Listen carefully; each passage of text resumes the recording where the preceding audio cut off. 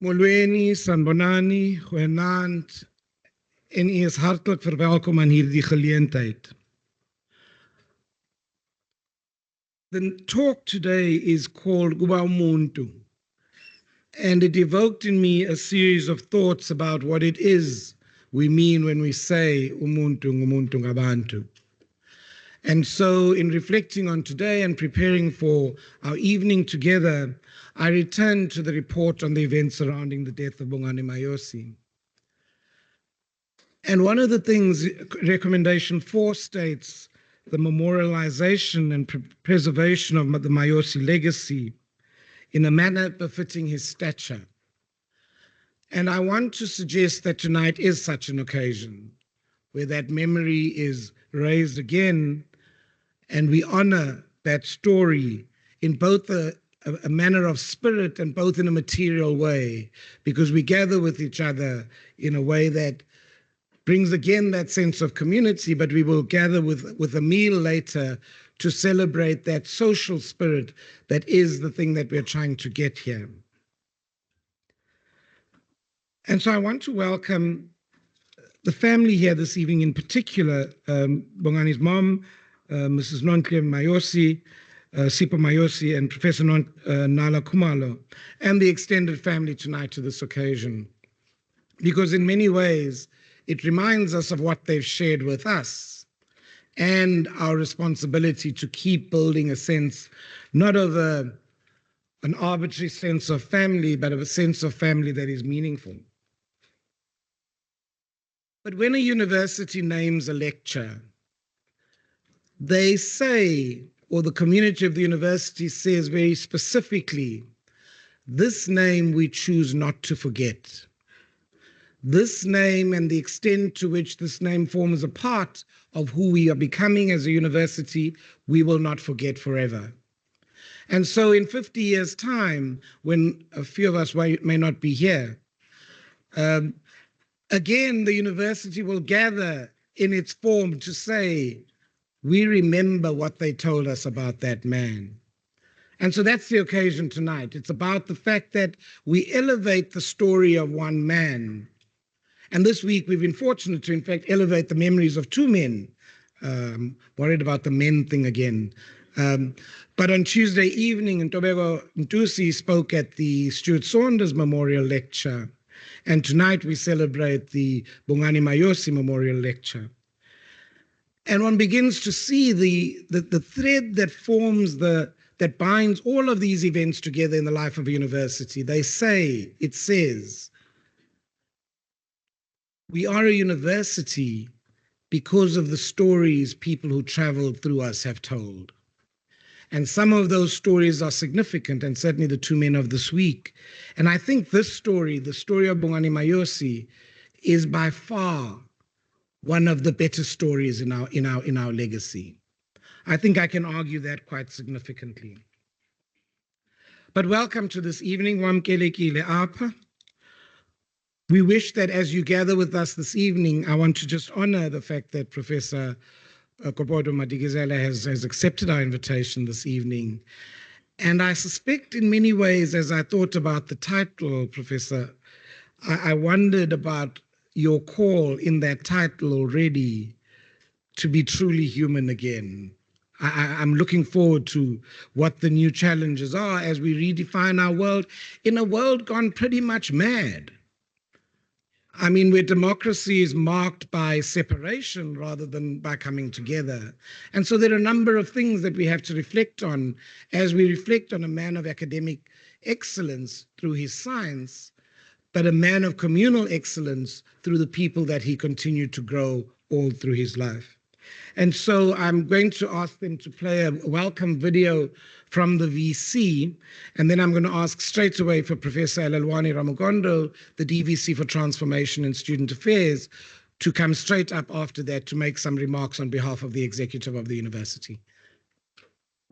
Esteemed guests, members of the Mayosi family, colleagues, students, friends of the University of Cape Town, good evening. I deeply regret that I'm unable to attend this evening's lecture in person, as I would have very much like to be with you all in order to honor the legacy of Professor Bongani Mayosi. It is with a deep sense of solemnity and respect that we gather for the annual Bongani Mayosi Memorial Lecture this evening. And this is 3 days after what would have been the 58th birthday of one of our most revered leaders, Professor Mayosi.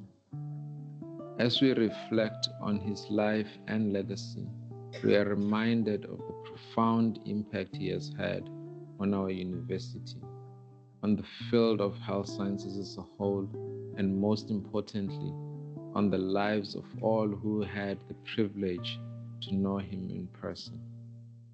Professor Mayosi was not only a distinguished academic, a leading cardiologist, and a globally respected scholar, but also a man of great compassion, humility, and vision. His passing left an indelible void in the heart of this institution, a void that many at UCT have carried in their hearts ever since. The pain of his passing, particularly felt within our Faculty of Health Sciences, was immeasurable. The university mourned the loss not just of a colleague, but of a mentor, a guide, and a friend.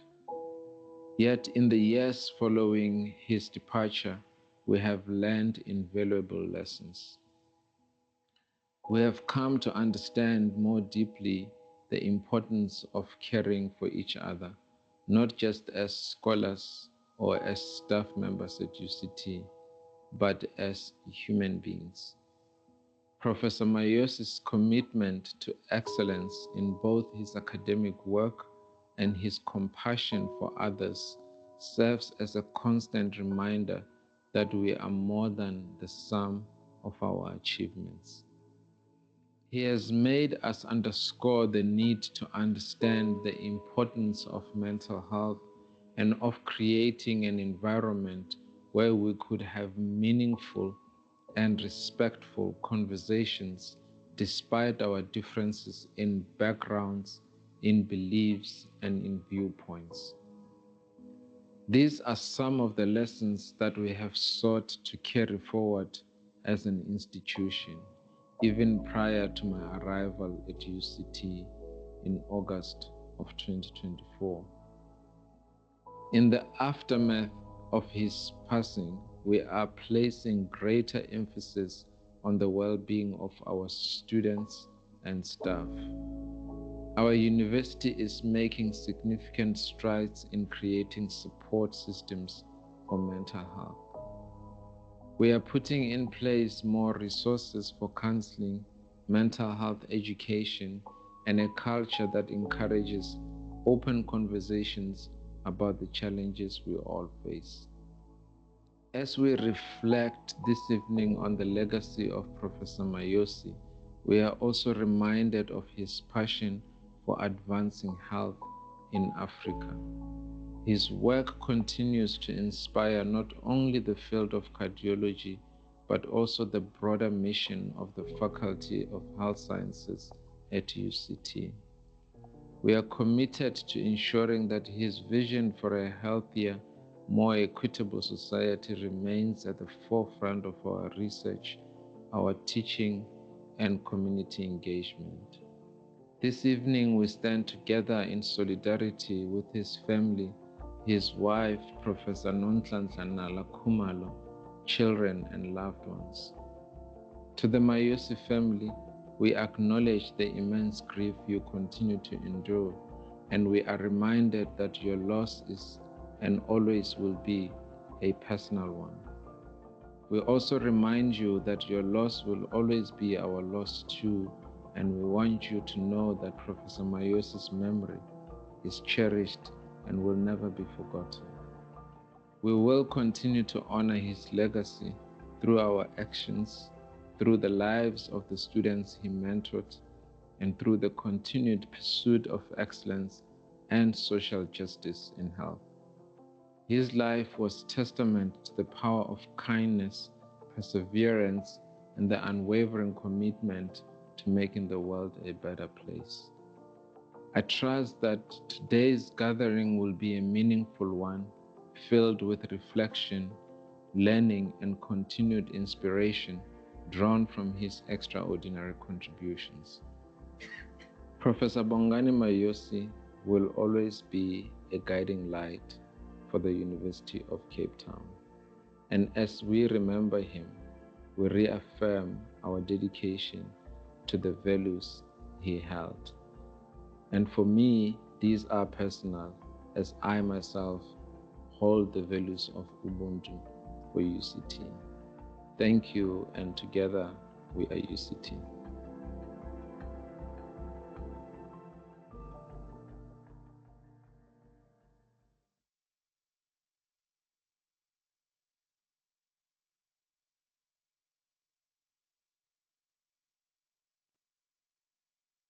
Molweni,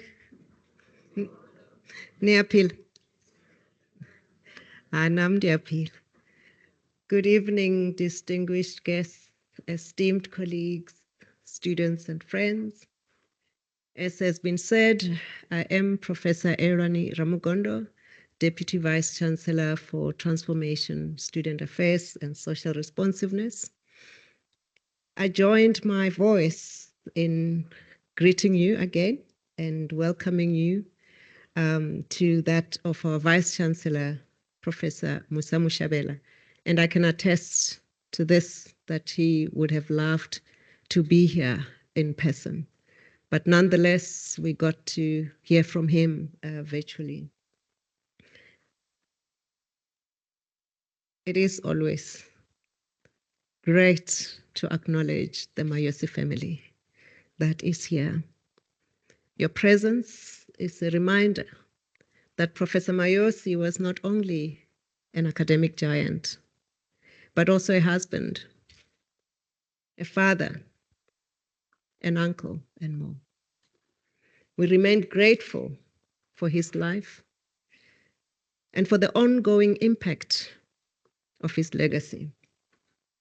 To our keynote speaker, my sister, Professor Pumla Gobodo-Madikizela, and our program participants, we also extend our warm welcome. Your expertise and commitment to this university and in advancing the health sciences reflect the values that Professor Mayosi held dear, and it is an honor to have you with us. To colleagues, young scholars, award recipients, and students with us this evening, this lecture is an opportunity to be inspired and to connect with the broader network of thought leaders who are shaping the future of healthcare. We are gathered here not only to honor the legacy of a remarkable man, but to reflect on Professor Mayosi's extraordinary contributions to the field of medicine and to society. For me personally, I have found that truly appreciating Professor Mayosi's legacy is like peeling an onion, layer after layer. Many of you will be familiar with the mantra associated with his legacy, lift as you rise. Other aspects to this remarkable leader, healer, and researcher include the great respect he had for traditional healers. I recall how he used to say that when he grew up, he did not see much of a difference between his father, a district surgeon, and these healers. This means that he understood healing at the broadest level possible. He also understood the need to decolonize the academy, insisting that Africa should set its own agenda for health. He also used to remind us that there's nothing to celebrate about being a success in the sea of failure, nudging us as UCT to collaborate with other less resourced institutions. From his children, I have recently learned that he practiced what he preached on how we prevent chronic illnesses, for example, avoiding sugar, and insisting on doing grocery to make sure there were never sweets in the house. From his beloved wife, my dear sister, Professor Nala Kumalo, I learned that Professor Mayosi always knew how to respond to a crisis. Even now, as we face almost certain funding withdrawals from US-backed agencies under the Trump administration, Professor Bongani Mayosi would have known what to do. This lecture is a central part of UCT's academic calendar, and its significance cannot be overstated. It serves as a platform to engage with important issues in health, medical research, and public policy.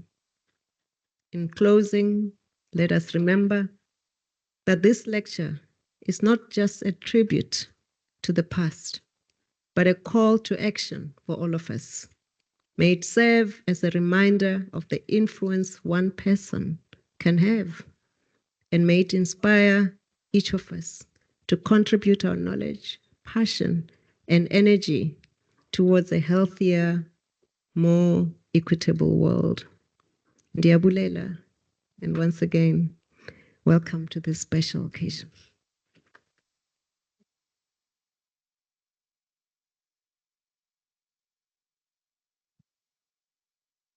This lecture is maturing over time, and thank you very much, Alelwani. And I think that from both the VC's contribution and yours, these echoing words that come up of Ubuntu, working at mental health, inspiration, and this constant call to action, I think recur in what we're trying to do in this lecture. So this lecture is now in its sixth iteration tonight. The sixth speaker will deliver this lecture. And I think every year there's a dimension of it that expands the vision of what we intend with the lecture. But I think one of the key parts of the lecture is its partnership with the Bongani Mayosi Foundation. So the Bongani Mayosi Foundation has been established really to try and articulate the legacy of Bongani into making a difference in the world, because if we keep talking and we don't make a difference, it really is meaningless. And so in very many ways, the foundation has really created this platform in which we can see the difference that is being made in the society. And there's a Faculty of Health Sciences who work on this lecture together. On behalf of the university, we really want to acknowledge the value that this partnership is growing. And as time goes on, together with the development of the Academic Leaders Program, I really recognize that this is a partnership that we cherish in the faculty and one that we will continue to support over time. This evening, we will have a few words from Mlamli Boy, who is an electrical engineer by training and is now a coach working in business areas. He's a trustee of the Bongani Mayosi Foundation, and I invite him this evening to say a few words of welcome on this occasion.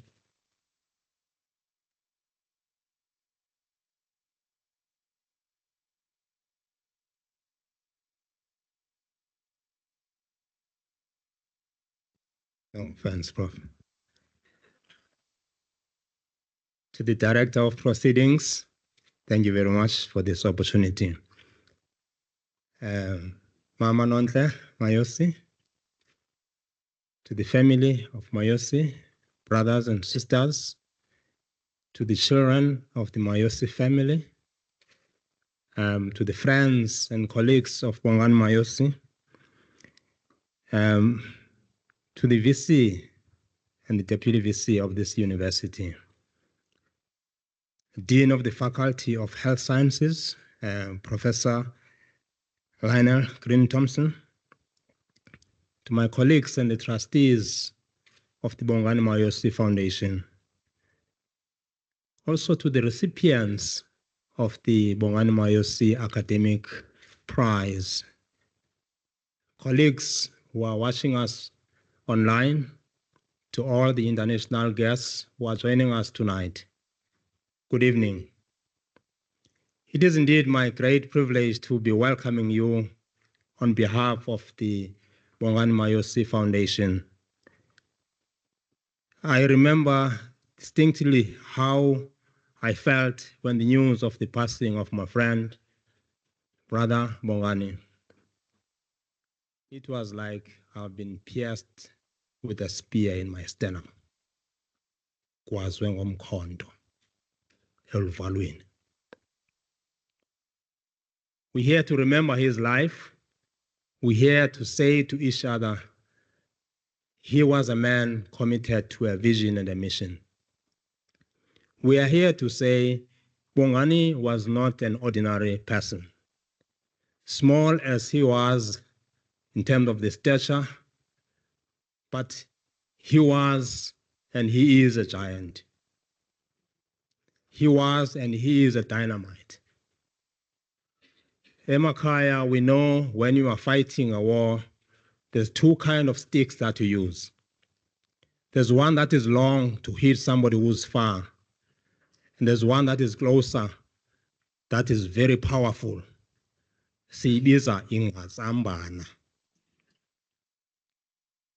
Bongani was ingazambana. He was a powerful, small stature person who would break barriers. And with that smile, he would ask me, Mlamli, what are you working on now? And then we'll share everything, and I will share my jokes about medical people. He will do the same about engineers. And then when I say to him, Khadebe, you're climbing up the ladder. Now you're going to manage people. People are more difficult than science. And I was sharing that with him from a personal experience, that as an engineer, it's so easy to sit on your design desk and design and execute. But be elevated to managing people, trouble starts. People are complicated. So Khadebe, he would say, no, it is not impossible. And how are you doing it? He asked me because I was in the field of executive leadership. When I share this story, there's a term that he used to use, which in my mind, it triggers the personality that he was and that he is, of a walking researcher. He would say, Yan Yan, Yan Yan. You know what that means? It means really, really. You tell him, you respond to a question, and he will not stop, but he will say, Yan Yan. Really, really. So he is questioning and researching as you speak. So this is a special occasion where we come together to celebrate this remarkable legacy that Bongani has left. His friends are here, his classmates are here. Earlier on, I saw Dr. Fundi Nyati, one of his close friends, and there's many other friends who are joining us tonight. And we want to say, on behalf of the foundation, we are welcoming you. Bongani was a great visionary. When he went on sabbatical in the US, we sat just a couple of days before he left, just to share some thoughts.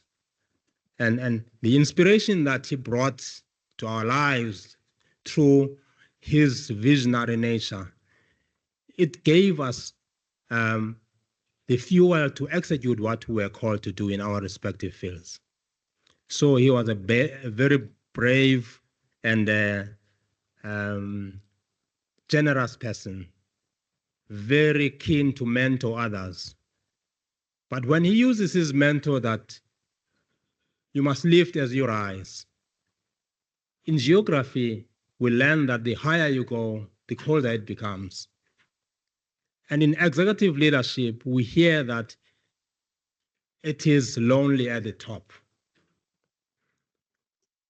So as you rise, you lift, but as you lift, if others below you are not lifting as well, the load becomes heavier.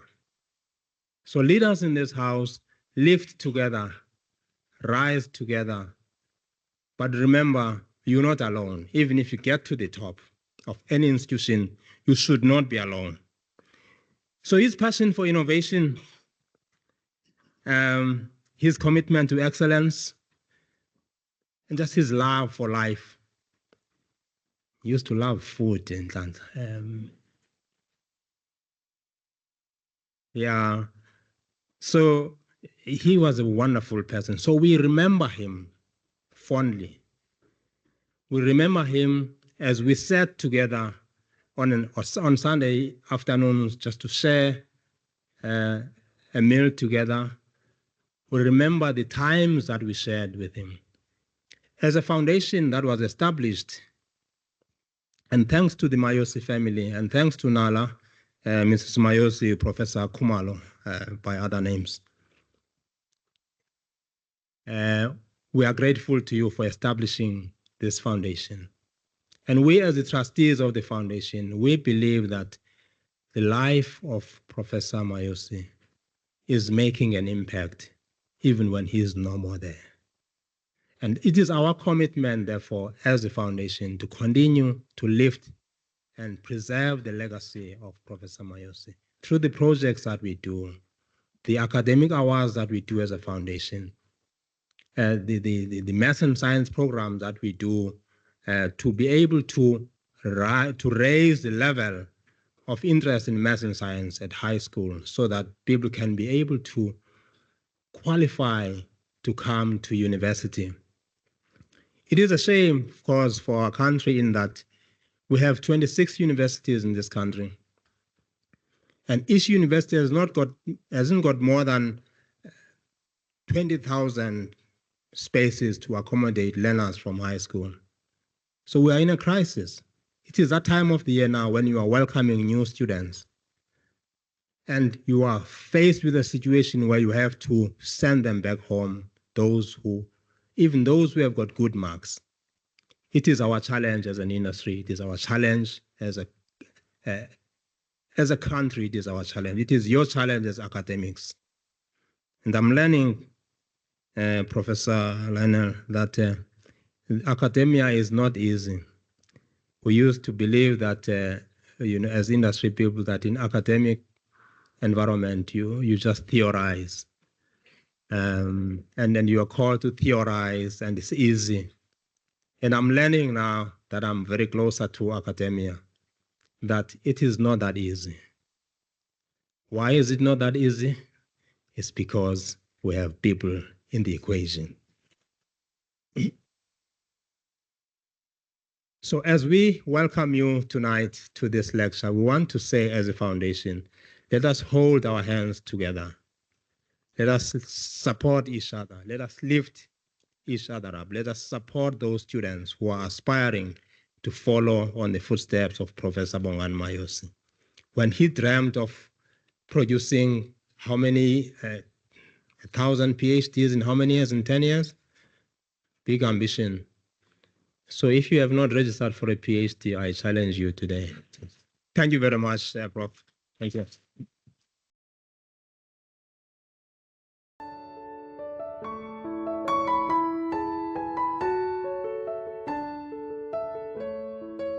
Professor Bongani Mayosi, insightful researcher, clinician, leader, friend, and devoted family man, was born in Mthatha in the Eastern Cape on the 28th of January 1967 and died in Cape Town on the 27th of July 2018. He had the capacity to create the vision of a world of justice and equity far beyond our limited imagination. His immeasurable legacy continues to inspire people throughout the University of Cape Town and across the globe. Professor Mayosi made immense contributions. He transformed the Department of Medicine at UCT to become the largest and leading medicine department on the African continent. He also made it more inclusive, inspiring many young trainees, especially Black students, to become academics. He trained several cardiologists, and other specialists emerged from his department. As a researcher, Professor Mayosi was a global leader in his field and a doyen of heart muscle disease on the African continent. Professor Mayosi's discovery in 2017 of a new gene that causes sudden death in young people was considered one of the most important medical advances made by a South African scientific team since the first human heart transplant. He was passionate about building a better understanding of cardiovascular disorders of the poor. He deepened the understanding of heart failure and HIV-associated heart disease and gave new prominence to the challenges posed by tuberculosis pericarditis, which is a TB of the outer membranes lining the heart. Following over a decade of research in rheumatic heart disease, Professor Mayosi was at the forefront of bringing global attention to a disease that affects mostly the poor, landing it on the agenda of African institutions, the World Health Organization, the World Heart Federation, and the United Nations. He published over 350 peer-reviewed articles and book chapters during his lifetime, and some have emerged posthumously. Many of his papers have been translated into policy and adopted by global organizations. He also made important contributions to the strengthening of health systems in South Africa and other African countries. A seminal work contributed to a greater understanding of the role of the clinician scientist and the importance of growing this cadre in South Africa. Professor Mayosi's impact on the institutions he led was far-reaching. He won numerous awards and accolades, including the National Order of Mapungubwe Silver in 2009 and an A rating by the National Research Foundation. Professor Mayosi's colleagues say they'll carry his life lessons with them wherever they go. A favorite saying or Bonganiism that they speak of is "lift as you rise." This was his call for colleagues to help build capacity, mentor, and create opportunities for others as they grow and succeed in their fields and studies, thus promoting African excellence. He lived what he preached, and it is no surprise that Lift as You Rise is a theme underlining initiatives developed to honor and build on his legacy. Our partner host, the Bongani Mayosi Foundation, was established by his family to honor his legacy by fostering the academic, research, and training programs about which he was so passionate. To honor Professor Mayosi's legacy, the University of Cape Town dedicated physical spaces on its Faculty of Health Sciences campus in his memory. The library has been renamed the Bongani Mayosi Health Sciences Library. The passageway alongside the library and the link bridge with Grooteskier Hospital houses a celebratory exhibition of his work and the values that he epitomized and much-loved Bonganiisms or sayings. The university also established an annual UCT lecture in his name, an honor bestowed only on an individual of the highest standing, and so institutionalizing the legacy of Professor Mayosi. These UCT annual Bongani Mayosi Memorial Lectures are inspirational and serve as an annual gathering in celebration of African scholarship. They foreground African science and celebrate Africa's scientists and their excellence. They aim to showcase approaches to the needs of Africa that will inspire scholars to realize the dream of finding African responses and solutions to Africa's needs and the social determinants of health.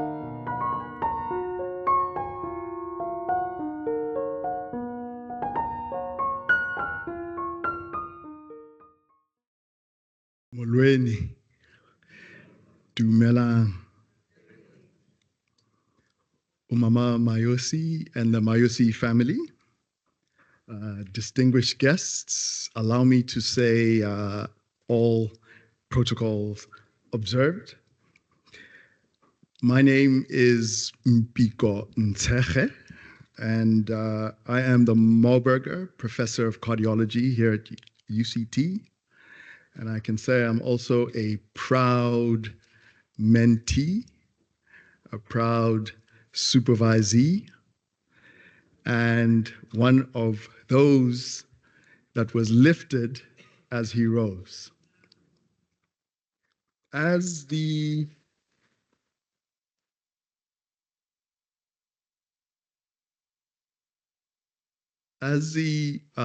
organizing committee for this lecture does every year, we try our very best to invite someone who we feel does three things.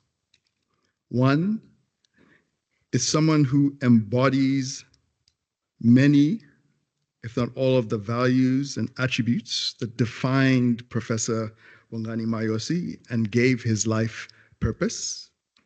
Two, a person whose commitment and dedication to uplifting the lives and livelihood of the people of Africa broadly and South Africa specifically is self-evident in the awesome work that they do. And three, someone who will leave all of us in this room inspired, all of us, young, old, early career, older career, to continue to contribute to that special vision that Bongani worked so tirelessly for, of a prosperous Africa, of a prosperous South Africa. And in today's guest lecture, in today's distinguished guest lecture, we have struck gold on all three counts. Born in Langa, Professor Pumla Gobodo-Madikizela describes growing up there and being nurtured within a very rich environment of African values and a spirit of family and community.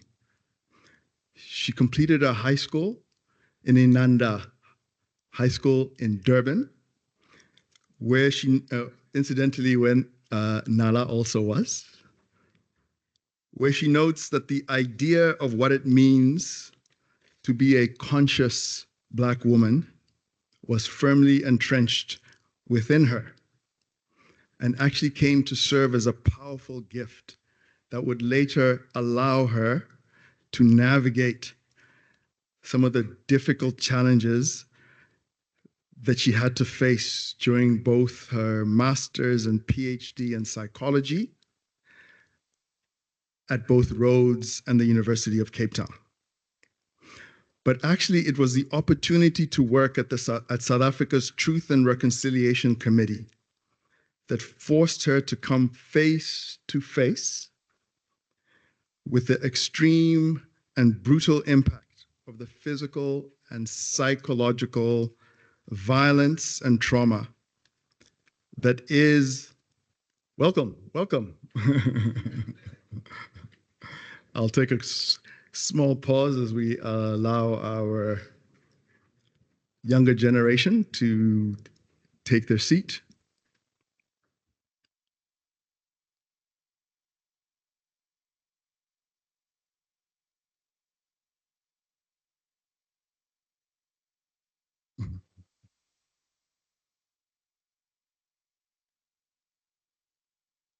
So I will rewind a little bit, not quite optimal timing, but such is the way these things pan out. It was the opportunity to work at South Africa's Truth and Reconciliation Committee that forced her to come face to face with the extreme and brutal impact of the physical and psychological violence and trauma that is apartheid government's unshakable legacy. And importantly, also forced her to recognize the nation's great need for a deep and sustained healing.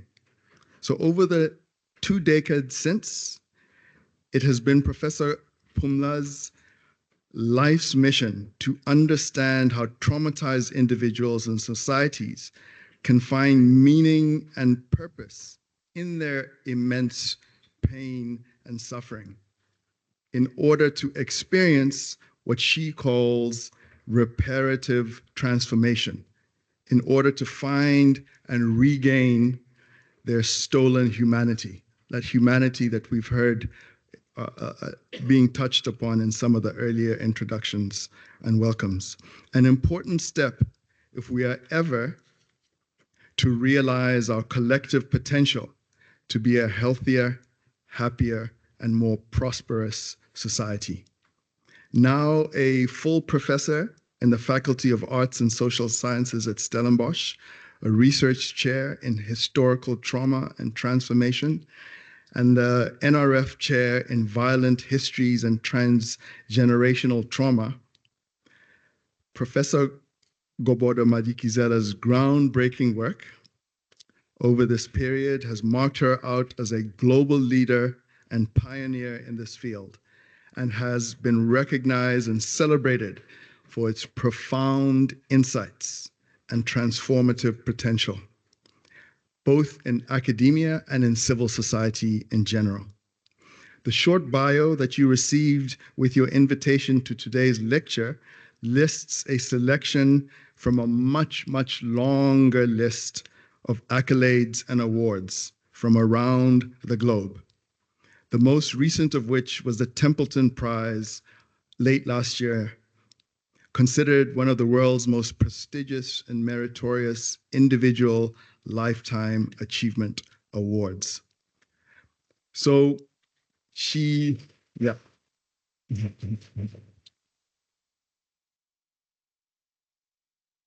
So she kept reminding me as I engaged with her that, hey, Mpiko, this is about Bongani, not about me. So keep it brief. And with those few words of introduction, please allow me then to ask Professor Gobodo-Madikizela to come to the podium to deliver what is our 6th annual Bongani Memorial Lecture entitled Ukuba Ngumntu Love, Compassion, and Solidarity. Thanks.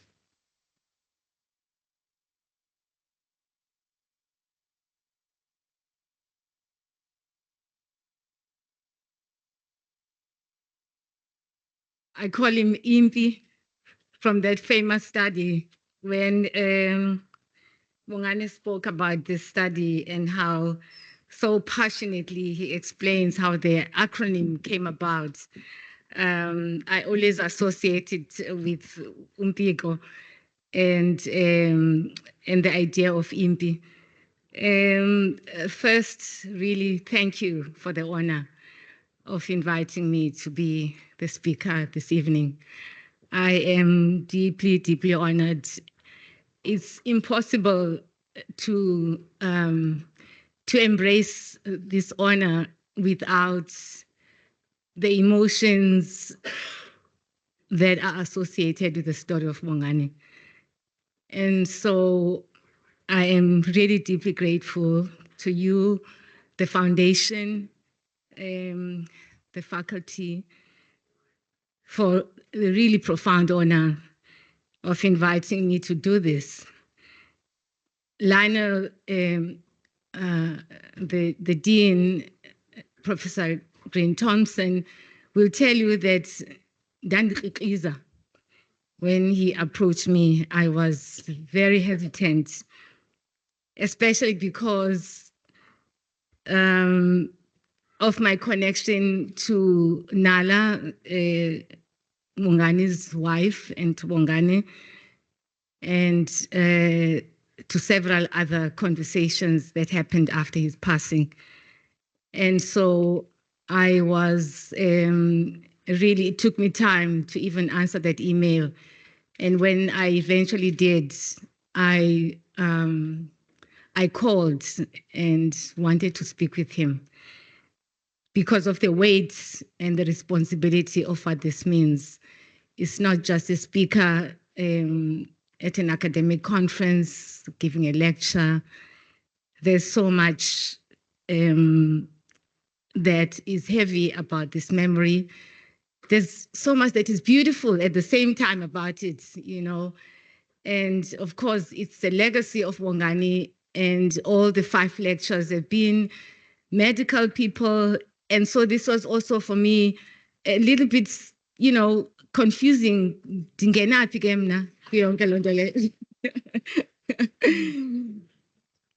So I really probed him to say, you know, I'm not medical, I'm not a scientist in the sense of natural sciences. And so I was told that part of the reason for these lectures is to celebrate work that sort of resonates with Bongani's vision of intellectual engaged scholarship. And so I thought that to this audience, what I would like to do really is to, rather than speak about my work, is to draw from my work in the way that I respond to the invitation to speak as at this really very important event. Then Bulisa with Nani Mama, I was searching to see if Mama, everyone says, Mama Mayosi, I didn't born and I'm born again.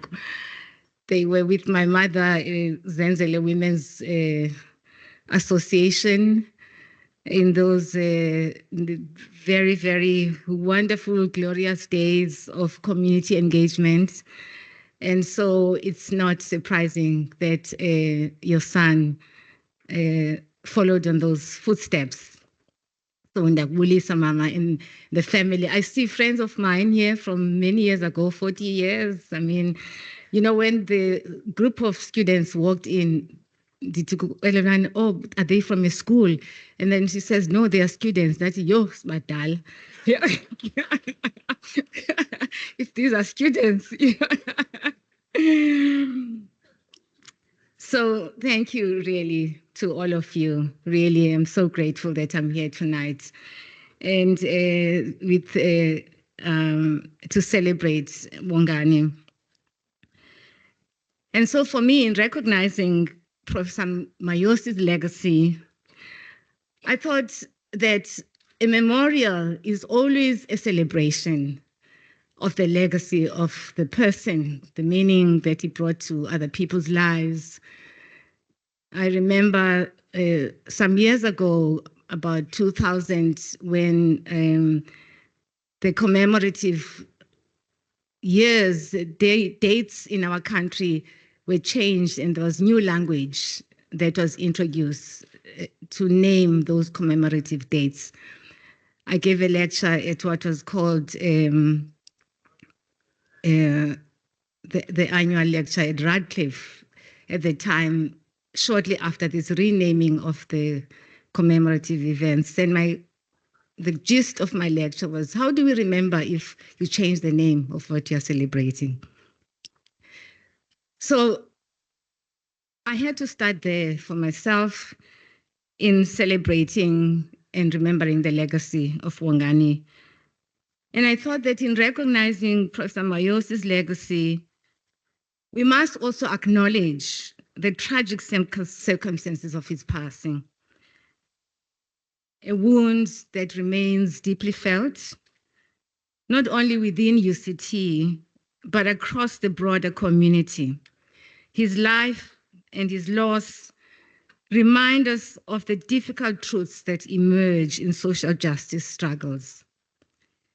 That even movements committed to liberation can become entangled in their own contradictions. That the fight for dignity at times inflicts wounds of its own. Yet to acknowledge these complexities is not to undermine the urgency of these struggles.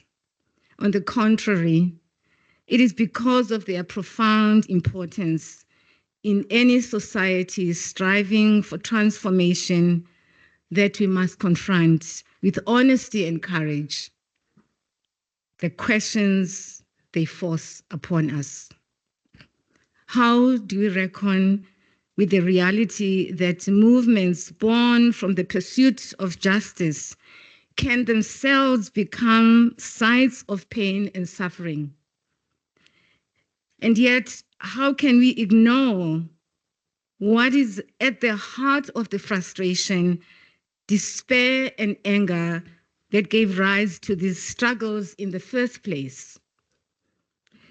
There is a temptation to insist that the cause remains pure, that the moral weight of oppression and historical exclusion absolves those involved in the struggle of complicity in the harmful consequences of their actions. But what happens when the lines begin to blur? When the very pursuit of freedom generates wounds of its own? Does aggression in all its humiliating and dehumanizing forms, even when wielded in the name of liberation, remain bound by ethical constraints? Or does the urgency of struggle erode the possibility of boundaries altogether? These are not easy questions, and yet they cannot be avoided. To look away is to risk a silence that allows acts of dehumanization and its traumatic consequences, violations of human dignity, to go unacknowledged, even when they are carried out in the name of a greater good. How then can we use these moments of reckoning in a way that invites reflection? How do we hold the complexity of honoring Professor Mayosi's extraordinary legacy, celebrating the excellence that has inspired so many of us gathered here tonight, and countless others who continue to aspire to it, while also making space for the difficult truths surrounding his passing? It is not only Bongani's brilliance, his scholarly excellence that must be remembered, but also the circumstances that led to his loss. We would be the first to condemn the familiar tendency to celebrate only the so-called good aspects of colonialism, apartheid, and other historical structures of domination, while looking away from the violence and the trauma they have inflicted on people who have suffered and continue to suffer collateral consequences of these histories. The afterlife of these histories, the haunting force of these pasts that refuse to rest, lingering both in our individual and our collective consciousness, is always a raging truth, pressing against the silence and waiting to erupt, even when it remains hidden. The memory of the circumstances that led Professor Mayosi's passing must be confronted, not to awaken the sleeping dogs of shame and guilt, for that would be futile, offering no reparative paths forward and no sense of hope. Rather, remembering him and remembering him as a living presence among us means allowing his immeasurable spirit of humanness to summon us to become better versions of what we were during that tumultuous time. It is in this act of remembrance that we may awaken to the possibility of reclaiming our capacity to love, compassion, and solidarity. In other words, for a deeper moral attentiveness to one another. Bongani's life offers us a template for how to become ethical subjects. I am now talking about his deep humanity and excellence beyond the intellectual. Actually, his intellectual brilliance and his deep humanity were not separate qualities, but inextricably intertwined into the fabric of his extraordinary humanity. His legacy is not only in what he achieved, but also and especially in how he carried others with him, how he insisted that excellence must never be an individual pursuit, but a collective endeavor. Lift as you rise, a phrase that has come to be known as one of the Bonganisms. It has been repeated here by other speakers before me. This was not merely a call to mentorship or professional generosity. It was an expression of an ethical imperative, a love of humanity made visible in action. It speaks to the idea that our achievements, the success stories that we tell about ourselves, are meaningless if they are not connected to the upliftment of others. In other words, according to Bongani, to rise alone without creating the conditions for others to rise, to elevate oneself while leaving others behind, is a hollow sense of achievement. When thinking about how Bongani modeled this ethos of lift as you rise, and especially after this invitation to speak here tonight, I am reminded of the text from the biblical wisdom literature, the Proverbs. Quote, "Do not withhold goodness from those to whom it is due when it is in your power to act." This is so important. And we have encountered many instances in our institutions when people are given the power to act, do not lift others to rise. In fact, instead they stamp on them.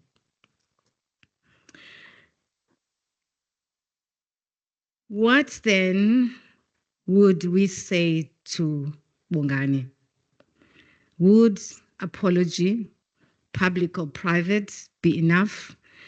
Would statements of forgiveness suffice to ease the uneasy emotions that linger when we think about how he left us? All of this inevitably would be inadequate.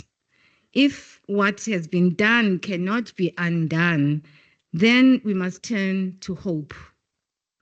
Not hope that seeks to forge ahead while erasing historical memory, but a hope rooted in the possibility of transcending history for the sake of transformation. A hope, in other words, that looks into the past while searching for a different future. A hope that fear, suspicion, and resentment might give way to a deeper concern for the human dignity of others. But to do this, we must first want to change. We must first wish for the transformation of relationships still shaped by the historical divisions of the past. The French philosopher activist Simone Weil reminds us that, quote, "The fact that we conceive and want something different from what exists constitutes a reason for hope," unquote. And the Jamaican philosopher Sylvia Wynter herself, a scholar activist, speaks of how we are, quote, animated by hope. I find these words so beautiful, so hopeful themselves, being animated by hope. A hope, in this case, that Professor Mayosi's story might yet inspire us to rethink, to reground ourselves in the meaning of humanness. Ukuba Ngumntu, to be human, which really doesn't capture in essence what it means, uba ngumntu, because in the African languages, umntu relates to personhood, to be a person, whereas in English, to be human is like someone like me, you know, someone, a professional, someone I can socialize with. In our African languages, umntu is the very essence. Umntu, when you say awungomntu, it means you've really departed from what we understand, the values that embody ukuba ngumntu. And so it carries a lot of weight, and sometimes these terms are untranslatable. Ukuba ngumntu, one of the most remarkable things about the diverse public events that unfold in our universities is the unexpected ways in which they can inspire reflection. In November last year, it was such a moment for me. We witnessed the installation of UCT's new Vice Chancellor, Professor Pumla. It was a profound and moving occasion filled with moments that, for me, powerfully embodied some of the central themes of my talk tonight. I had already given my title to Professor Green Thompson. One such moment was when the Vice Chancellor's mother, Mrs. Esther Mushabela, stepped onto the stage as his praise singer, Ukumbonga in isiXhosa, calling forth izithakazelo zakhe in isiZulu.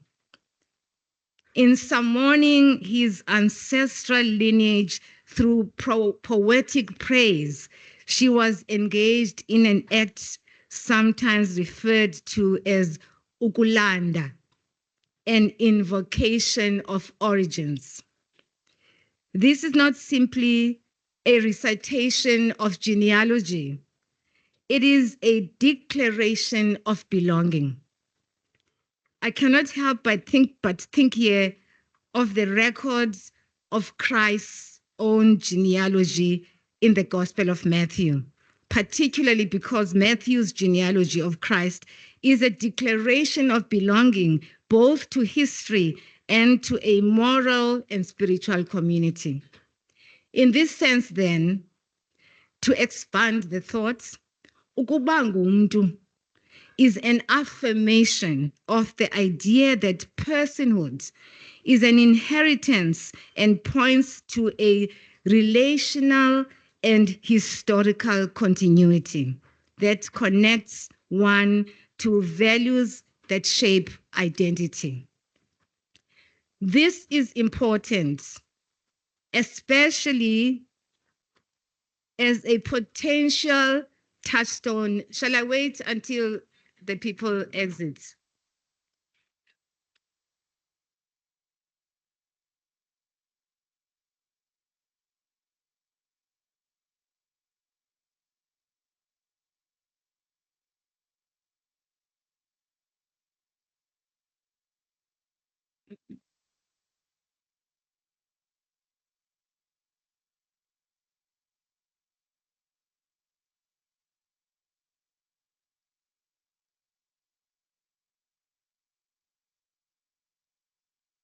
Thank goodness for microphones, so I can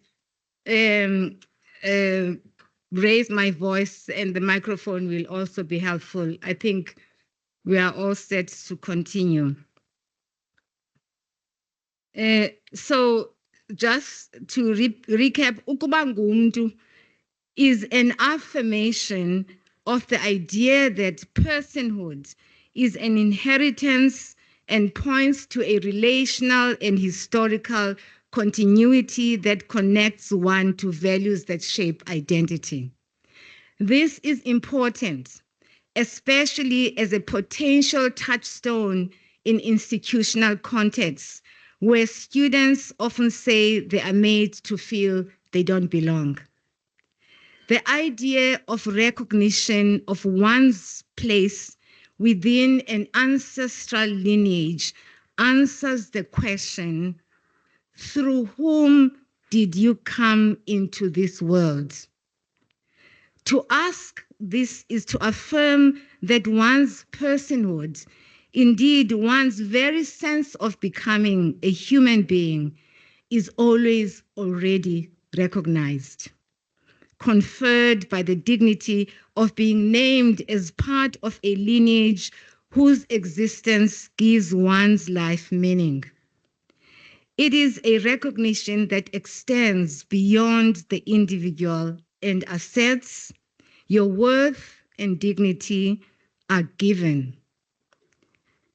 They are inherent by virtue of this long line of others to whom you belong. I think if you could bring those values back into these institutions as a kind of a touchstone to remind one another that whatever the world says, this is your core of who you are.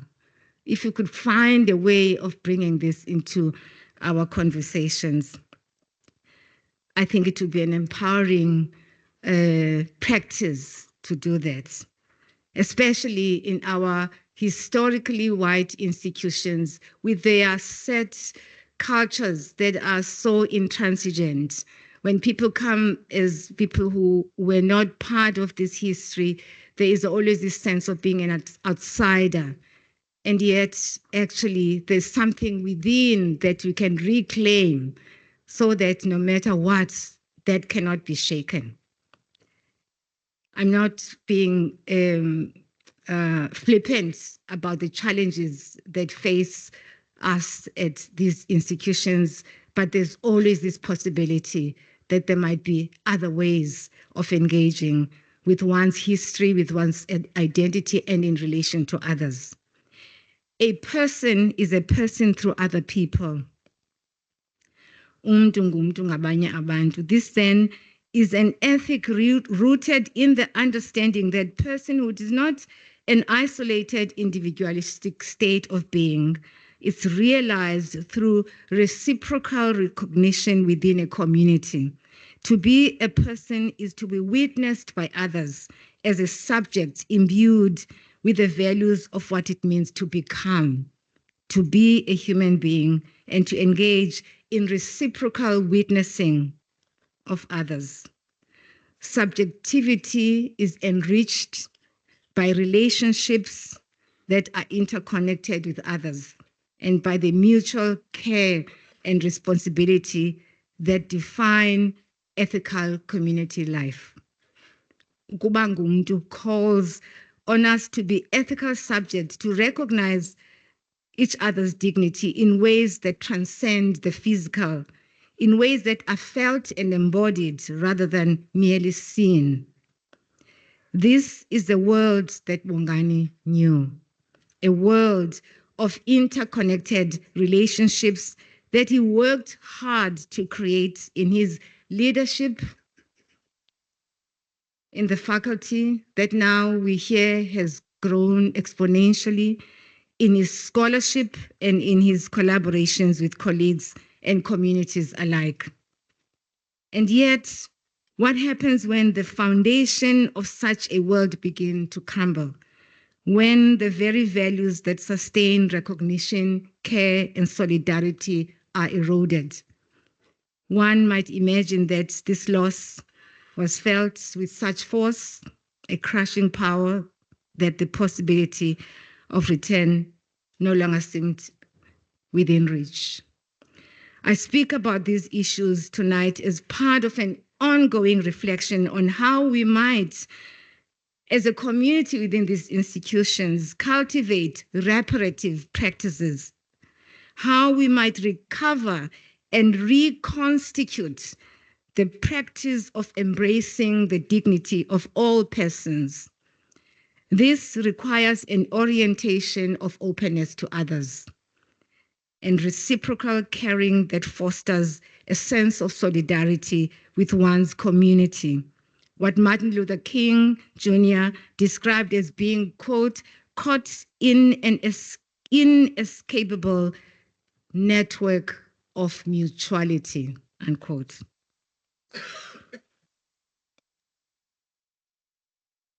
These themes, Ukuba Ngumntu, love, compassion, solidarity, extend far beyond their relevance to this lecture alone. They illuminate what remains possible in the woundedness of our post-colonial, post-apartheid worlds. In The Human Condition, Hannah Arendt reminds us that human actions are irreversible and unpredictable, that we can never fully undo what has been done, nor can we always grasp the far-reaching consequences of our actions.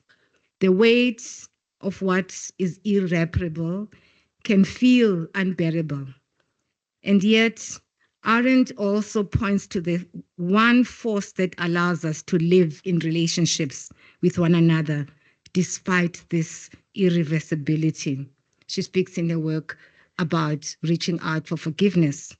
Now, we know this already from the life and legacy of Nelson Mandela, his insistence that reconciliation was the only way forward. But we also know that through what we have lived through, the limitations of this response. Forgiveness does not erase the past, nor does it exempt us from reckoning with its consequences. It does not undo the harm. Rather, it is the possibility of an ethical reorientation, a commitment to act and to care. In fact, far from forgetting and moving on, it is about facing this past in order for it to be reflected upon, for this reflection to be meaningful. Love is not a concept we often encounter in political discourse, though it has been deeply debated by thinkers across disciplines. The gospel of love, as Hannah Arendt disparagingly responded to James Baldwin's call for us to embrace love as a way of resolving the problems of racism and division in societies with a history of oppression. She says the gospel of love is a bit troubling. But James Baldwin insisted, and in all his work, he writes about how the importance, centrality of love, the place of love, which by its very nature is a way of connecting to others. Baldwin's vision was not naive, nor was it sentimental. He was not asking us to substitute love for justice, nor to erase the reality of harm. His argument, rather, was that love, a radical love, was the only force capable of breaking cycles of dehumanization. Not love as mere sentiment, but love as an ethic, a refusal to let hatred define the terms of our relationships, an insistence that we remain bound to one another, not in violence or resentment, but in the possibility of repair. Perhaps it is this radical love, rather than shame or guilt, that offers us a way forward. How do we begin to make this work? Creating spaces that foster moral imagination, spaces where different kinds of reparative practices can take root, is vital for the transformation of our institutions. Our past at various historical moments of pastness will always return, reverberating in ways that we cannot always predict. The continuing legacies of this past demand that we gather our moral imagination, we find courage to confront the persistent injustices in our institutions, the enduring power of racism being one of these problems. With the boldness, we confront them with the boldness of the new humanism that Frantz Fanon and Steve Biko envisioned. For both Fanon and Biko, this new humanism is the ground upon which a post-colonial, post-apartheid world might be rebuilt. But this project requires something of both the historically oppressed and the historically privileged to join forces and participate in projects of meaningful change and transformation, and to confront the destructive and dehumanizing agendas, even when they seem to operate under the guise of institutional rules. This is not only a horizon of healing, it is an ethical imperative. It calls for both individual and collective responsibility, a willingness to build a society in which people might come together as fellow human beings, to touch the other, to feel the other, as Fanon says, sharing a vision of institutions where the practice of Ukuba Ngumntu is not merely an aspiration, but a lived reality. When people come together in serious dialogue about how to build a community, innumerable possibilities, both destructive and restorative, and all that cannot be reduced to these oversimplified categories arise. The potential for the unexpected, unforeseen, and thoroughly creative, radically new, is endemic to the human condition. In other words, we only need to try. We'll be amazed at what emerges. Many years ago, when Professor Njabulo Ndebele was a vice chancellor, he invited a group of us to his home at Glenara, and the subject of discussion was the book that I wrote after I served on the Truth Commission. And as we were walking out, and because I had to present and talk about what the book was about, he gave me a brilliant expression. He says, what you're talking about, the kinds of examples that were emerging in the book could be referred to as the emergence of the unexpected. And in my work, I have appropriated this term and expanded on it and written about those emergent possibilities when you create the conditions for such emergence. And this is precisely why we must continue to embrace hope, not as an empty optimism, not as a denial of what has been, but as an ethical responsibility, one that opens the possibility of profoundly new ways of being with one another, of sharing in the common idiom of humanity, of acting in ways that allow us together to begin anew. Thank you.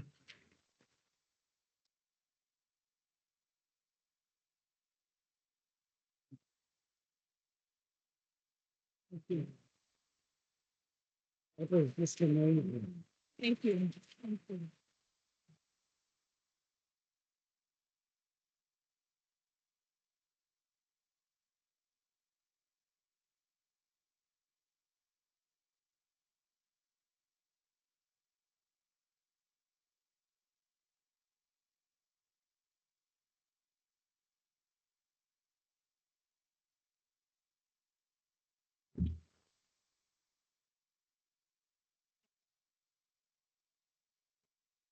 Ungenaphi uSis Phumla? Wangena ngempela asikhombisile indlela. I say every now and again in the faculty because I don't think we recognize absence as often as we should. I'm increasingly saying igama lamakhosikazi malibongwe.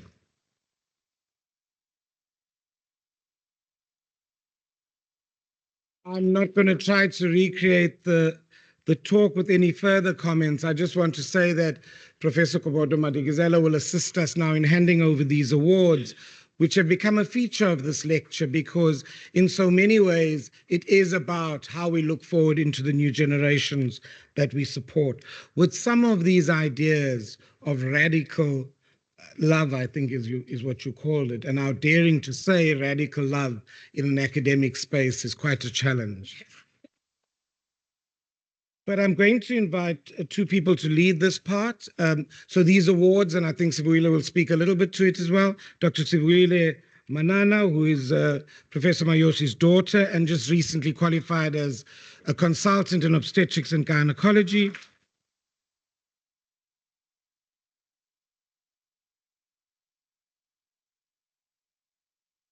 And then to facilitate the awards by handing to the speaker, Professor Pumla will hand over the awards. I'm going to invite the speaker from last year, Dr. Vuyani Mhlomi, who will assist us with the handover of the awards, please. But Dr. Sibuyile Manana.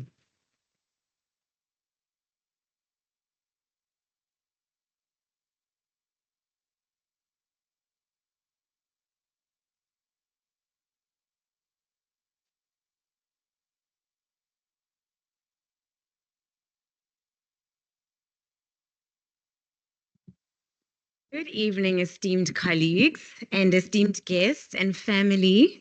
It's an absolute honor to stand here before you today as we celebrate excellence, resilience, and the pursuit of knowledge in medicine. The Bongani Mayosi National Student Prize is not just an award, but it's a tribute to the values that defined my father's life. Academic excellence, leadership, integrity, humility, and an unwavering commitment to serving others. Professor Mayosi was a visionary, as we all know, an exceptional clinician scientist, a mentor, and a leader who believed that Africa's future in healthcare lay in the hands of young, driven, and innovative hands. He dedicated his life to advancing medical research and improving healthcare outcomes for all. And it is with this spirit that we celebrate today's winners. This award recognizes final year medical students from across South Africa who have distinguished themselves not only through their academic achievements, but also through their emotional intelligence, their social responsiveness, and leadership in their communities. These students represent the next generation of healthcare leaders who will shape the future of medicine in our country and beyond. Each of you, and our winners are sitting over here, each of you has been voted for and chosen by your peers because of what you have achieved and because of what you stand for. So tonight we celebrate your dedication and hard work. You have excelled in your studies. You have demonstrated compassion in your clinical practice. You have inspired your peers through your leadership skills. And most importantly, you have embodied the spirit of Professor Mayosi, pushing boundaries, striving for excellence, and committing yourselves to a lifetime of service in healthcare. And now, let us honor and celebrate the 2024 Bongani Mayosi National Student Prize winners. Okay, so what I'm going to ask you to do, I'm going to call your names one by one, and you're going to walk across the stage for us. You're going to get your award from Dr. Vuyani Mhlomi, and then Prof is going to take a nice picture with you. So shall we get started? Are we ready? And we are celebrating, so I want us to celebrate. Okay. So our winners are in no particular order. I would like to start with Dr. Thabiso Zondi from the University of KwaZulu-Natal.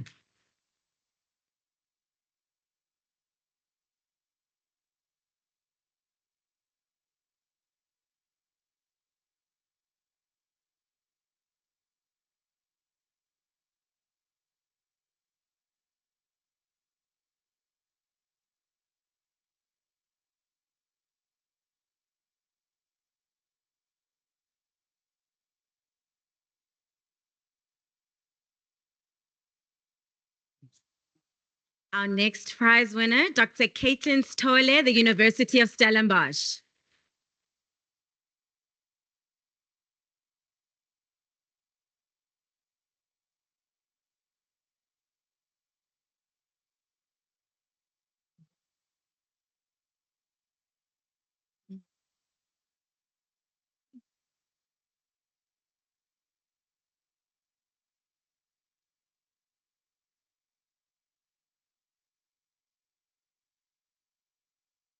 Dr. Maholo Maria Matlakala, University of Limpopo.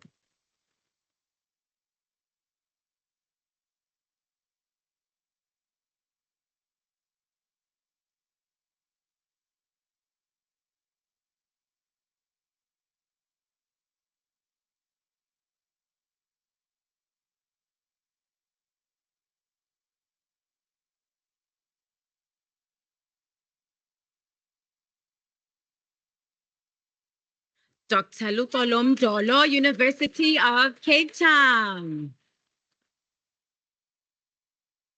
So unfortunately, Dr. Mdolo could not be with us today, and so we will send him his award. Next is Dr. Riabitsui Maleka, University of the Free State.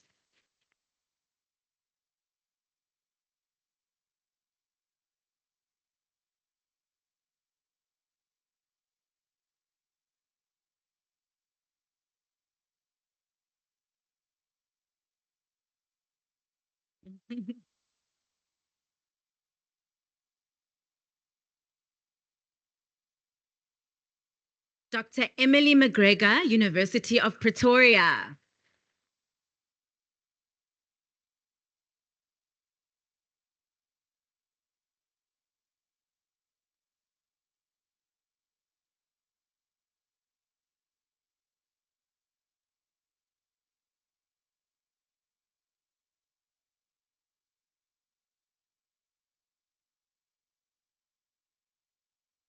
Dr. Giabitsui Mulefe, Sefako Makato University.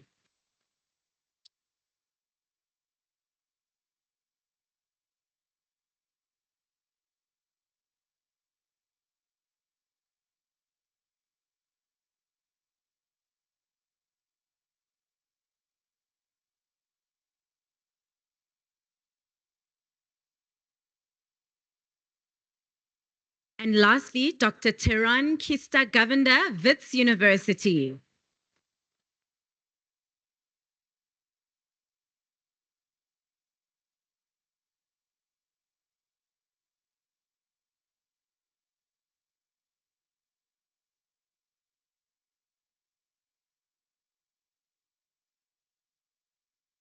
Can we give one last round of applause for our prize winners?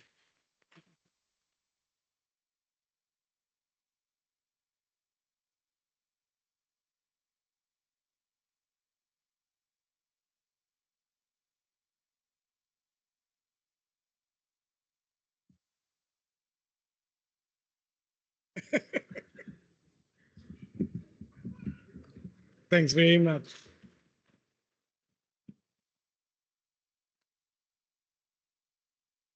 I think the first time I met Dr. Sibuyile Mayosi then was in theater.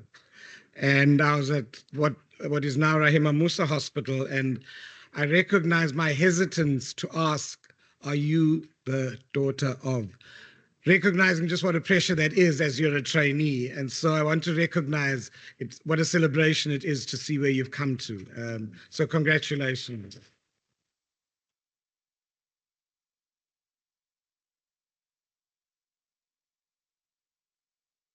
I'm going to invite Dr. Peace Francis to do the vote of thanks at this time. And I think Peace Francis was one of the first cohort of winners of this Academic Leadership Award and continues to grow from strength to strength as a leader in the medical fraternity.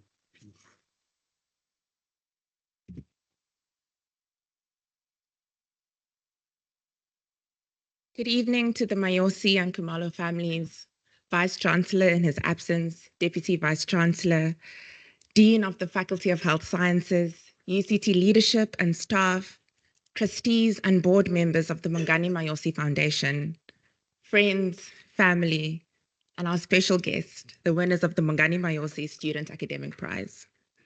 There is so much to be grateful for, and events like today give us a moment to come together to remember the immense legacy of Professor Mayosi, to pause and learn and celebrate, and then proceed with new rigor and insight.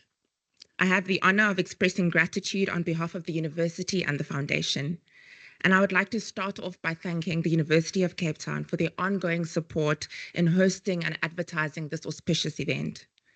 As an alumni of this institution, I'm incredibly grateful for their commitment to excellence in all areas and their close partnership with the Bongani Mayosi Foundation. A special thank you to our Vice Chancellor, Professor Moshabela, in his absence, and Deputy Vice Chancellor Prof. Ramugondo, for opening this event with flair and reminding us about who Prof. Mayosi is, his work, his impact, his character, and how we carry this today. Another special thank you to the Faculty of Health Sciences and Professor Lionel Green-Thompson as our Program Director. Thank you for partnering with the Bongani Mayosi Foundation, not just today and over the past 6 years, but on the various legacy projects. I would like to thank the board and trustees of the Bongani Mayosi Foundation, as well as the volunteers and partners for their significant efforts in continuing to develop and propagate Prof. Mayosi's legacy. Over the past couple of years, the Bongani Mayosi Foundation have worked hard to ensure that this Student Academic Prize is not just a standalone moment where a picture is taken, but they've made inroads to ensure that this prize becomes a prize that keeps on giving. We have been welcomed into a network not just of like-minded peers who can inspire us, understand us, and support us, but also a network of giants who have gone before us and who are willing to lift as they rise. We are thankful to the Foundation for their efforts, and a special thank you to Mr. Boy for welcoming us this evening and calling us to live together and rise together. Professor Gobodo-Madikizela, thank you for honoring the invitation and delivering the address this year at the Memorial Lecture. The work you do is not only deeply important and a gift to our understanding and growth and reflection as a country, but is also increasingly relevant in this historical moment. As Prof. Nseke said, we really did strike gold this year. Thank you for drawing on the deep well of your work in the most beautiful way, calling us to reflect, calling us to a deeper morality, and stirring us to real hope.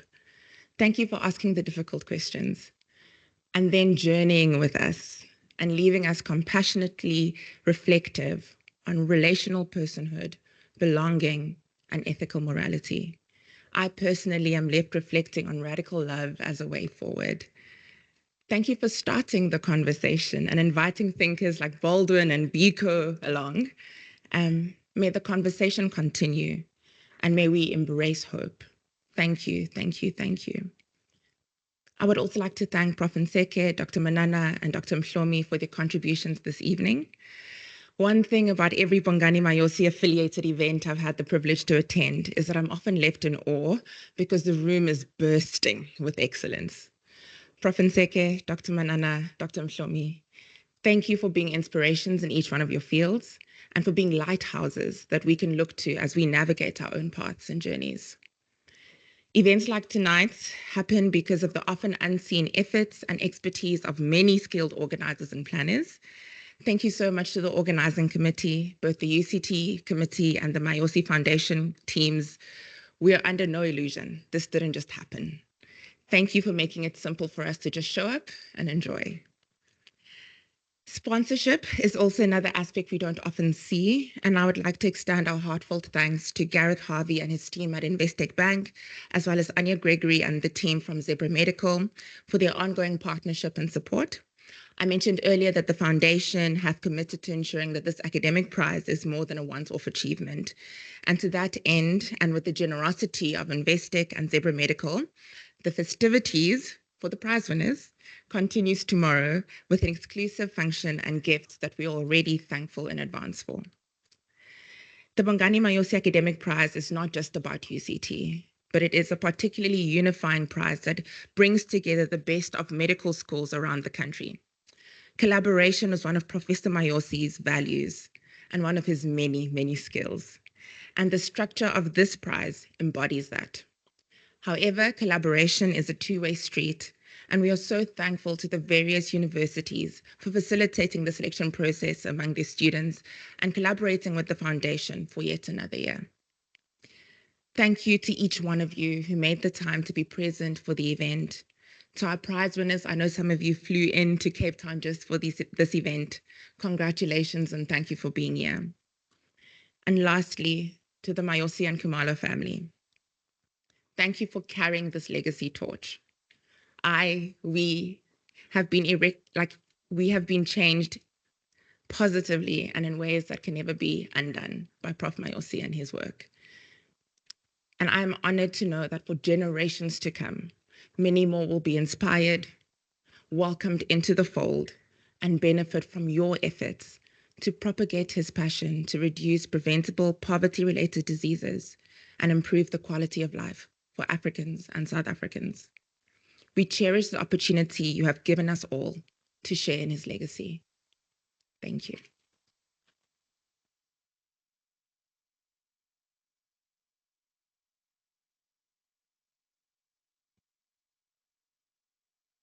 I'm going to add just a very small thank you to the planning committee, which meets usually for about 6 months before this event at the ungodly hour of 7 o'clock in the morning on a Thursday. And I really do think it's a space of great creativity and permissiveness, because I think everybody recognizes everybody's contribution and also how busy people are in the planning for this event. I do want to single out Nala's role in that committee just for the constant energy that Nala brings to those conversations. And I do appreciate Nala, our often very polite dances around some suggestions that may come up and not always be carried through. We haven't mentioned the names of Linda, Rhoda, and Tembagazi Sonwaba, who are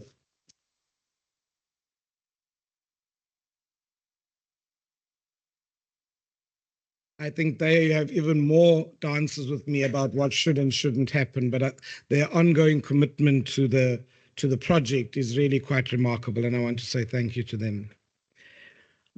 I want to close really by saying that when Nala and I spoke at the last meeting, we spoke about the fact that I should try to be as African as possible in this invitation. And so the only word that my limited Zulu has in its brain is umsebenzi. So in the way that when the Madlozis are gone, we constantly gather and we call everything umsebenzi. So tonight there's umsebenzi happening outside, so please stay and join us for the refreshments. But thank you again for being here.